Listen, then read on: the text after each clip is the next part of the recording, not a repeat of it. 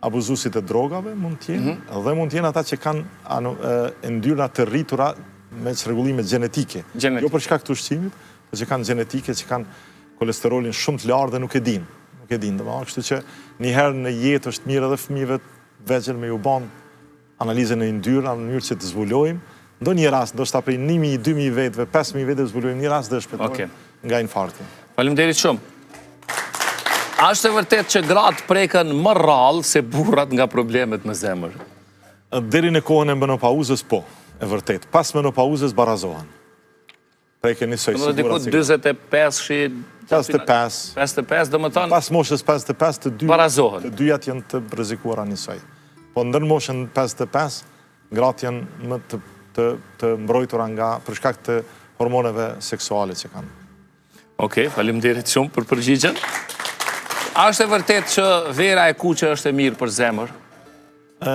Disa studime kanë treguar, sidomos në një krahin të Francës për herë të parë, që një sasi e vogël deri në 3 decilitra venë e kuqe kanë një efekt të vogël parandalues të sëmundjeve të zemrës. Është e mirë. Është e mirë. Po të mos abuzohet. Faleminderit shumë. A është e vërtet që derisa nuk ke simptoma, zemra është e shëndetshme? Jo. Ka me vitet të tëra që quhet, sidomos ateroskleroza asimptomatike, ti mund të kesh një stenoz, një ngushticë 90%, 95%, dhe të mos kesh asnjë simptom. Kështu që skriningu për sëmundje kardiovaskulare është jashtëzakonisht i shëndetshëm për të parandaluar vdekjet e papritura. Faleminderit shumë.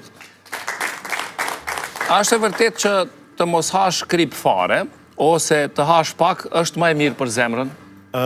Të mos hash krip fare nuk është e mirë, sepse njeriu pa krip nuk jeton, është të mosdoshme, por shumica është konstatuar që shumica e njerëzve në botë marrin krip më shumë se nevoja ditore dhe është e keqe për zemrën. Është edhe për zemrën e keqe. E keqe, po sepse shkakton hipertensione, pastaj hipertensioni dëmton zemrën, por domthon duhet të marrim krip sa më pak, po jo pa krip. Jo pa krip. Pa krip nuk jetohet. Faleminderit shumë që na e shpjegove. A është e vërtet që kafja dëmton zemrën? Në një libër që kemi bën në Springer i botuar, bashkë me një specializant timin, e kemi një kapitull kafja dhe mortaliteti, vdekshmëria kardiovaskulare, është libër anglisht, është konstatuar se 3 deri në 5 kafe në ditë i bëjnë mirë zemrës. Që aty jam unë? Ndërsa më shumë bëjnë keq për zemrën. Kjo është një risi që nuk është ditë përpara. Okej, faleminderit shumë, ma shumë se 5 nuk i pim. Zoja mos pini ma shumë. A është e vërtet që dhimbjeve të barkut duhet të kushtohet vëmendje, me që mund kënë të bëjnë me problemet në zemër? Po, dhimbjet e barkut duhet ju kushtohet vëmendje edhe nëse nuk janë nga zemra, sepse mund t'jenë jetë kërcnuese dhimbjet e barkut, se si duhet konsultohet mjeku për dhimbjet e barkut, por nga njëherë infarkti i murit të poshtëm mund të ngatërrohet me sëmundjet me dhimbjet e barkut. Infarkti i murit të poshtëm mund të reflektohet si dhimbje e barkut.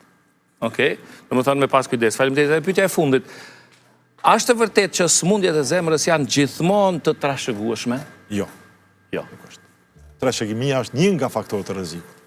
Por në qoftë se ti pin duhan shumë dhe s'bën aktivitet fizik, han ushqim të pashëndetshëm, atëherë pavarësisht trashëgimisë ti je rrezikuar nga sëmundjet e zemrës.